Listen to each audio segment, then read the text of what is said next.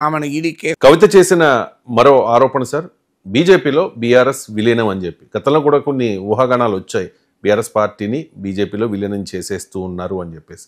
ఇప్పుడు కవితే కామెంట్ చేశారు, బీజేపీలో బీఆర్ఎస్ విలీనం జరుగుతుందా సార్? జరుగుతుందా లేదా అనేది మనం బయట నుండి సాధికారికంగా చెప్పలేము. మరి లోపలే ఇప్పటి వరకు ఉన్న కవిత చెప్తోంది విలీనం జరుగుతుంది అని. అంతకుముందు బీజేపీ పైన 2 నిమిషాలు కేసీఆర్ ఎందుకు మాట్లాడారని కూడా రైజ్ చేసింది. సో ఆమె ఎవరైనా అనుకోవచ్చు పర్సనల్ అంశమా ఇది, ఎందుకంటే ఆమెను ఈడీ కేసు ఢిల్లీ లిక్కర్ స్కామ్లో ఆమెను జైల్లో పెట్టారు కనుక సహజంగా ఎవరమైనా మనమైనా మనకు ఒక వ్యవస్థ నుంచి ఒక వ్యక్తి నుంచి మనం సఫర్ అయినప్పుడు ఎంతో కొంత ప్రతీకార వాంఛ ఉంటుంది. సో అందువల్ల కవితకు ఆ ప్రతీకారం నా పైన పెట్టారు అని అనిపించవచ్చు కూడా. కానీ but she's raising a very important political question.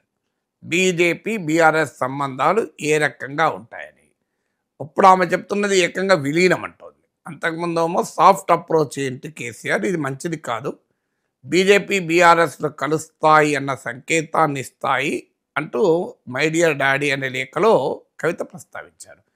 అక్కడ వరకు 100% నిజం అని చెప్పింది. ఆ రోజు కూడా మనమే మాట్లాడుకున్నాం. కేసీఆర్ వరంగల్ సభ రోజు కూడా నేను క్లియర్గా చెప్పాను.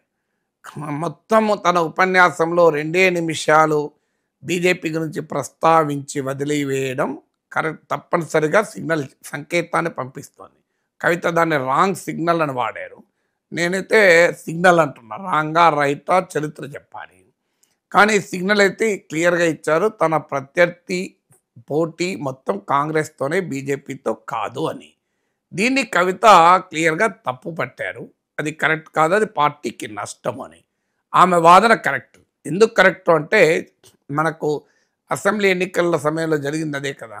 బీఆర్ఎస్ బీజేపీ ఒక్కటే అన్న భావన బీఆర్ఎస్ ఎంత దెబ్బతీసిందో తెలియదు, కానీ బీజేపీని అయితే బాగా దెబ్బతీసింది. అందులో లోక్సభ ఎన్నికల ఫలితాలు చూశాక బీఆర్ఎస్ బీజేపీ ఒక్కటే అన్న భావన వస్తే బీఆర్ఎస్కి ఎందుకు ఓటేయాలి? ఇప్పుడు జరిగింది అదే కదా. మీకు 37% అసెంబ్లీ ఎన్నికల్లో బీఆర్ఎస్ ఓటేస్తే లోక్సభ ఎన్నికలకు వచ్చేవరకు వితిన్ మంత్స్ 17% పడిపోయింది, 17% పడిపోయింది.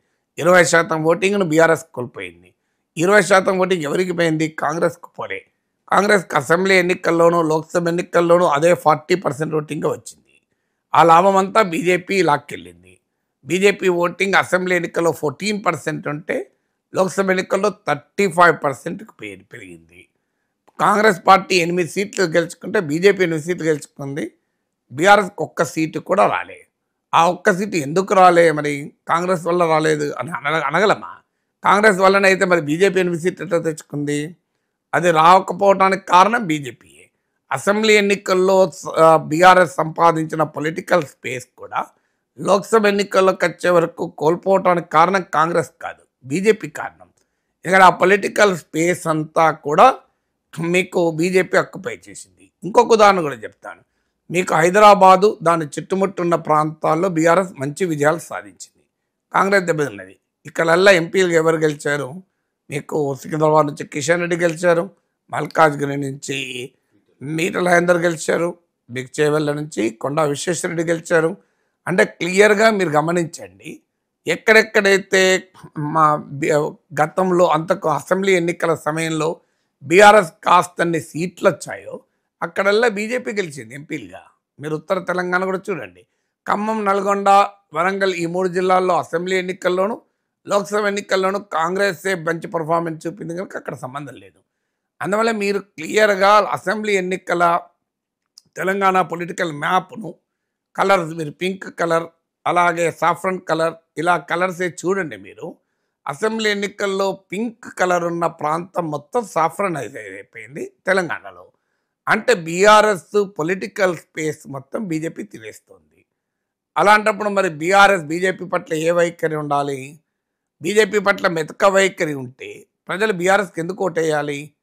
సో కాంగ్రెస్ పట్ల వ్యతిరేకత అసంతృప్తి పెరిగితే బీఆర్ఎస్కి ఎందుకు ఓటేయాలి? బీజేపీకే ఓటేసే అవకాశం ఉంటుంది. అందువల్ల కవిత రైజ్ చేసిన అంశం చాలా కీలకమైన అంశం. ఆమె సాఫ్ట్ అప్రోచ్ అని మొదటి లెటర్లో, మై డియర్ డాడీ లెటర్లో రైజ్ చేశారు. ఇప్పుడు చిట్చాట్లో మరి చిట్చాట్ ఇది ఆ చిట్ చాట్లో మనం లేం గనక ఆ చిట్ చాట్ మనకేంటో తెలియదు. దానికి ఏంటంటే బైట్స్ ఉండవు. చిట్ చాట్ అంటే ప్రజలకు అర్థమయ్యడానికి కొంతమంది విలేకరులతో కూర్చొని మంచి మాట్లాడుకోవడం. రాజకీయ నాయకులు వ్యూహాత్మకంగా ఈ చిట్ చాట్ చేస్తూ ఉంటారు. కొన్నిసార్లు చిట్ చాట్లు కొంపలు కూడా ముంచుతాయి. తెలియకుండా రికార్డు కూడా చేస్తారు. ఢిల్లీలో రఘునందన్ రావు చిట్ చాట్ చేస్తే ఆయన మునుగోడు కంపేర్ చేస్తూ, తన ఎన్నికను కంపేర్ చేస్తూ, మునుగోడుకు అమిత్ షా వచ్చి ఏం చేయగలిగిండు, ఆ దుబ్బాకలో అమిత్ షా రాకపోయినా నేను గెలిచినా, 100 కోట్లు ఖర్చు పెట్టినా మా పార్టీ మునుగోలో గెలవలే అని అవన్నీ మాట్లాడాడు రఘునందన్ రావు. అవన్నీ చిట్ చాట్లోనే ఆడియో రికార్డే బయటకు వచ్చింది మనకు. కానీ as of now Kavitha chit chat అయితే మనకు ఏది ఓన్లీ మన బయటలో అయితే ఎక్కడ లేవు కదా. నాకు తెలిసినంత వరకు బయటలో అయితే ఏ ఛానల్ వస్తలేవు. ఆమె అన్నారు అన్నారు. అందుకే నేను ఇది మాట్లాడడానికి ఏం చేశానంటే ప్రముఖ తెలుగు ఛానల్ అన్నీ చూశాను. అన్ని ఛానల్లోనూ కామన్గా చెప్పిన అంశాలు తీసుకొని చిట్ చాట్లు ఇవన్నారు అన్నారు. ఏదైనా ఒక పాయింట్ కామన్గా లేకపోతే దాన్ని వదిలేశారు, అన్నారో లేదో తెలియదని. ఎందుకంటే అన్ని ఛానళ్ళు అయితే చెప్పినాయంటే అది అనేం ఉండాలి కదా, లేకుండా ఎవ్వరు ఒక్కరు వినకుండా ఒక్క ఛానల్ వాళ్ళు ఎందుకుంటారు అని. సో అందువల్ల చిట్ చాట్లో ఏమన్నారో మనకు తెలియదు. కానీ ఇప్పుడు విలీనమే కోసమే కుట్ర జరుగుతుంది అన్నారు. కానీ అది కాస్త నమ్మశక్యం కాదు. ఆమె సాఫ్ట్ అప్రోచ్ బీజేపీ పట్ల అనుసరిస్తోంది. ఈ సాఫ్ట్ అప్రోచ్ బీఆర్ఎస్కు నష్టము అని నేను ఇప్పటిదాకా మీ గణాంకాలతో సహా పొలిటికల్ మ్యాపింగ్ ఇస్తూ చెప్పాను. అది కరెక్ట్, కవిత అనాలిసిస్ కరెక్ట్. కానీ ఇక విలీనం అనే ఆరోపణ చేశారు. విలీనం నిజంగానే బీజేపీలో తీసుకెళ్లి బీఆర్ఎస్ను కలుపుతారా? కేసీఆర్ అంత రాజకీయంగా కేటీఆర్లు తమ ఉనికిని కోల్పోతారా? పవన్ కళ్యాణే పార్టీని కలపమంటే కలపలేము మనము. పవన్ కళ్యాణ్తో కంపేర్ చేస్తే బీఆర్ఎస్కు చరిత్ర ఉంది, కార్యకర్తలు ఉన్నారు, నిర్మాణం ఉంది. జనసేనకు పోలిస్తే వాస్తవంగా విజయాలు సాధించిన చరిత్ర ఉంది. 10 సంవత్సరాల పాటు పాలించిన చరిత్ర ఉంది.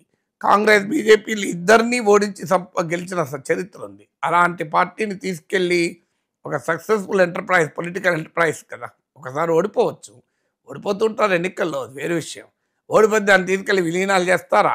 పవన్ కళ్యాణ్ విలీనం చేయమని అమిత్ షా అడిగితే నేను చేయలేదు అని కూడా స్పష్టంగా చెప్పారు కూడా. అందువల్ల ఐ డోంట్ థింక్ విలీనాలు వరకు బీఆర్ఎస్ వెళ్తుందా. ఇక పొత్తు పెట్టుకోవచ్చు బీజేపీతో, that possibility is always there.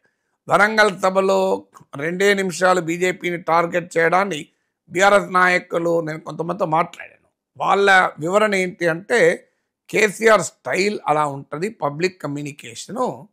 KCR ఒక మీటింగ్ ద్వారా కలగాబులగం చేయడు, గందరగోళం చేయడు, ఆగమాగం చేయడు. ఆయన భాషలో చెప్పాలంటే 10 మాటలు చెప్పి ఏం చెప్పదలుచుకున్నాడో తెలియకుండా ఆగమాగం చేయడైనా ఆయన ఒక సమయంలో ఒక పాయింట్ చెప్తాడు.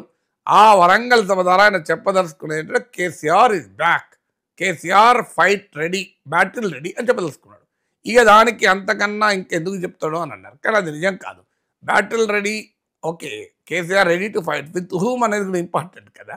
సో అందువల్ల క్లియర్గా బీజేపీ పట్ల మెతక వైఖరి అనుసరించాలని వ్యూహాత్మకంగా పార్టీ తీసుకున్న నిర్ణయం. అయితే కవిత కేటీఆర్ పైన కోపం ఉంది కనుక దాన్ని కుట్ర అంటోంది. ఆ కుట్ర కేటీఆర్ చేస్తున్నాడన్న మీనింగ్ వస్తుంది. ఆ నిర్ణయం కేసీఆర్దే కదా. కేసీఆర్ నోట్లకెళ్ళి ఏ మాటలు రావాలని కేటీఆర్ డిసైడ్ చేస్తాడా? కేసీఆర్ స్వభావం తెలిసిన ఎవరు అంగీకరించదు. అలాంటిది కేసీఆర్ స్వభావం కూతురుకు కవిత కన్నా మనకెక్కువ తెలుసా? కవిత అది లేకుండా ఉంటుందా? అందువల్ల కేసీఆర్ నిర్ణయం అది. అయితే ఆమె కేసీఆర్ అనదలుచుకోలేదు కనుక అన్నిటికీ కేటీఆర్ అంటుంది. ఇప్పుడు దానికి కేటీఆర్ పైన ఆమె టార్గెట్ చేస్తుంది. కానీ that is the KCR decision, బీజేపీని ఇగ్నోర్ చేయాలని.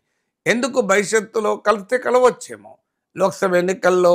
ఎందుకంటే బీజేపీకి ఉన్న బలహీనత ఏంటంటే లోక్సభ ఎన్నికల్లో మంచి ఓటింగ్ వస్తుంది, అసెంబ్లీ ఎన్నికలకు వచ్చే వరకు రాదు. 2018 అసెంబ్లీ ఎన్నికలకు లోక్సభ ఎన్నికలకు మీరు తేడా చూడండి. అసెంబ్లీ ఎన్నికల్లో 7%, లోక్సభ ఎన్నికల్లో 20%. 2023 అసెంబ్లీ ఎన్నికల్లో 14%, లోక్సభ ఎన్నికల్లో 35%. సో బీజేపీకి తెలంగాణలో కాదు చాలా ప్రాంతాల్లో ఈ బలహీనత ఉంది. అసెంబ్లీ ఎన్నికలకు లోక్సభ ఎన్నికలకు ఓటింగ్లో తేడా ఉంటుంది. ఇప్పుడు ఆ తేడాను కూడా అధిగమిస్తుంది. ఒరిస్సాలో అధిగమించింది, ఢిల్లీలో అధిగమించింది. కానీ మీరు మహారాష్ట్రలో మళ్ళీ చూడండి, అది రివర్స్. మహారాష్ట్ర లోక్సభ ఎన్నికల్లో బాగా దెబ్బతింది, అసెంబ్లీ ఎన్నికల్లో గెలిచింది. కానీ జనరల్ ప్యాటర్న్ ఏంటంటే బీజేపీ అసెంబ్లీ ఎన్నికల్లో పర్ఫామ్ చేయలేదు, లోక్సభ ఎన్నికలు పర్ఫామ్ చేస్తుంది. అసెంబ్లీ ఎన్నికలు బీఆర్ఎస్ కావాలి, లోక్సభ ఎన్నికలు బీజేపీకి కావాలి. అందువల్ల ఇది పర్ఫెక్ట్ కెమిస్ట్రీ ఇది. ఎందుకంటే అసలు లోక్సభ ఎన్నికలు ఎంపీ సీట్లు రాకపోయినా బీఆర్ఎస్కి ఇబ్బంది లేదు, పట్టించుకో. బీఆర్ఎస్ కావాల్సింది రాష్ట్రంలో అధికారం, బీజేపీకి కావాల్సింది ముందు కేంద్రంలో అధికారం. రాష్ట్రంలో కావాలన్నా కూడా ముందు కేంద్రంలో అధికారం. జాతీయ పార్టీకి ఎప్పుడు కేంద్ర ప్రభుత్వం పైన లక్ష్యం ఉంటుంది, ప్రాంతీయ పార్టీకి ఎప్పుడు రాష్ట్ర ప్రభుత్వం పైన లక్ష్యం ఉంటుంది. అందుకే మీరు తమిళనాడు రాజకీయాలు చూస్తే మీరు జాతీయ పార్టీ అయిన కాంగ్రెస్ బీజేపీలు దాదాపు జూనియర్ పార్ట్నర్కి అగ్రీ అయిపోయాయి. లోక్సభ ఎన్నికలకు వచ్చే వరకు మాకు సీట్లు వస్తే చాలు, అసెంబ్లీ ఎన్నికలు మాకు రాకపోయినా మంచిదే అని డిఎంకేల ఏడీఎంకేల జూనియర్ పార్ట్నర్గా మారిపోయారు. ఇప్పుడు బీజేపీకి ఏంటంటే ఇంకా ఆశ ఉంది, అసలు తామే స్వయంగా అధికారంలోకి రాగలమో అన్న నమ్మకం ఉంది. ఈ నమ్మకం సడలిన రోజు సాధ్యం కానప్పుడు 2029 లోక్సభ ఎన్నికల కన్నా ముందు 2028 అసెంబ్లీ ఎన్నికలు వస్తాయి. ఈలోగా బీజేపీకి అంచనా వస్తుంది కదా, మనం లోక్సభ ఎన్నికలకు ముఖ్యము, మన అసెంబ్లీ ఎన్నికల్లో మనం ఎంత చేసినా మనకు రావు అని అనుకుంటే అప్పుడు బీజేపీ బీఆర్ఎస్లో కలిసే అవకాశం ఉంటుంది. మీకు అందుకే ఉదాహరణ 2023 అసెంబ్లీ ఎన్నికలు. 2023 అసెంబ్లీ ఎన్నికలకు ముందు బీజేపీ మంచి దూకుడు మీద ఉండే, దుబాక గెలిచింది, హుజురాబాద్ గెలిచింది, జిహెచ్ఎంసీలో మంచి విజయాలు. కాంగ్రెస్ ఏమో అడ్రస్ లేకుండా సిట్టింగ్ సీట్ హుజూర్ నగర్ ఓడిపోయారు, జానారెడ్డి లాంటి వాళ్ళు ఓడిపోయారు నాగార్జున సాగర్లో. హుజురాబాద్లో 3000 ఓట్లు వచ్చాయి, జిహెచ్ఎంసీలో 2 సీట్లు వచ్చాయి. పర్ఫెక్ట్ టైమింగ్ కదా. రాష్ట్రంలో కాంగ్రెస్ కన్నా ముందు తామే ప్రత్యామ్నాయం కావాలని బండి సంజయ్ ఊపుడు, ప్రజా సంగ్రామ యాత్ర, దూకుడు మామూలుగా లేదు.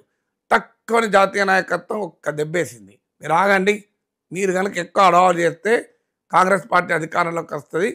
మనం గెలవకపోయినా మంచిదే, కాంగ్రెస్ గెలవకూడదు, కేసీఆర్ గెలిచినా మంచిదే అన్న వైఖరి తీసుకొని అర్ధాంతరంగా రాష్ట్ర బీజేపీ ఊపును ఒక ఎంతూజియాజంను నీరు కార్చింది జాతీయ నాయకత్వం. బండి సంజయ్ని మార్చి ఎందుకు చేసింది ఆ పని? ఎందుకంటే కాంగ్రెస్ పార్టీని రావద్దు, మాకు బీఆర్ఎస్ వచ్చినా మంచిదే అనేది కదా. దాంతో బీజేపీ ఆ వ్యూహం బెడిసి కొట్టి ఘోరంగా బీజేపీ దెబ్బతిన్నది. లేకపోతే రాష్ట్రంలో కాంగ్రెస్ ప్రభుత్వం వచ్చేది కాదు. మీకు బీజేపీ బీఆర్ఎస్ సంకీర్ణ ప్రభుత్వం 2023లో వచ్చేది. ఒకవేళ బీజేపీ జాతీయ నాయకత్వం ఈ హిస్టారిక్ బ్లండర్, ఈ వ్యూహాత్మక తప్పిదం చేసి ఉండకపోతే, అందువల్ల బీజేపీ బీఆర్ఎస్లో కలవవు అని ఎవరము గ్యారంటీ ఇవ్వలేము. భారతదేశంలో అన్ని ప్రాంతీయ పార్టీలు ఎక్సెప్ట్ రాష్ట్రీయ జనతాదళ్ అన్ని పార్టీలు ప్రత్యక్షంగానో పరోక్షంగానో సందర్భోచితంగా బీజేపీతో కలిసినవే. వైఎస్ఆర్ కాంగ్రెస్, బీఆర్ఎస్, బిజు జనతాదళ్ ఈ 3 ఎక్సెప్షన్స్. కానీ ఈ ఎక్సెప్షన్స్ కూడా పరోక్షంగా బీజేపీకి అనుకూలంగా ఉన్నవే. మనం మర్చిపోయాం, ఆ 2019 కన్నా ముందు అవిశ్వాస తీర్మానం తెలుగుదేశం వైసీపీలు లోక్సభలో ప్రవేశపెడితే ఆ అవిశ్వాస తీర్మానం చర్చకు కూడా రాకుండా అడ్డుపడ్డ 2 పార్టీలు ఏడీఎంకే, బీఆర్ఎస్. ఎందుకు అడ్డుపడ్డా? బీజేపీ కోసమే కదా. ఏడీఎంకే తర్వాత ఆ నష్టం జరుగుతుందని గమనించి బీఆర్ఎస్ వెనక్కు తగ్గింది, ఏడీఎంకే ఆ పాత్ర పోషించింది కదా. అందువల్ల బీఆర్ఎస్ మీకు 2015లో కవిత అన్న స్టేట్మెంట్, మోడీ ఆహ్వానిస్తే కేంద్ర క్యాబినెట్లో చేరటానికి మేము సిద్ధమే అన్న స్టేట్మెంట్ మర్చిపోయామా మనం? అందువల్ల బీజేపీ బీఆర్ఎస్ కలవదు, ఎట్టి పరిస్థితుల్లో ఎవరూ చెప్పలేరు. అది సందర్భం వచ్చినప్పుడు పీడీపీ జమ్మూ కాశ్మీర్లో పీడీపీతోనే కలిసినప్పుడు బీఆర్ఎస్తో కలదని అంటారు. అసలు భారతదేశంలో ఏ ప్రాంతీయ పార్టీతో బీజేపీ కలవలేదు. అస్సాం గణ పరిషత్, జనతాదళ్ యునైటెడ్, మీరు హర్యానాలో Jannayak Janata Party, PDP in Kashmir, Shiv Sena, NCP in Maharashtra, Ajit Pawar వర్గం, మీకు ఇట్లా పంజాబ్లో అకాలీదళ్, తమిళనాడులో ఏడీఎంకే డిఎంకే, వెస్ట్ బెంగాల్లో తృణమూల్ కాంగ్రెస్, ఉత్తరప్రదేశ్లో ఈవెన్ సమాజ్వాదీ పార్టీ బీఎస్పీలతో గతంలో బీజేపీ కలిసింది. బీజేపీ కలవని ఏకైక ప్రాంతీయ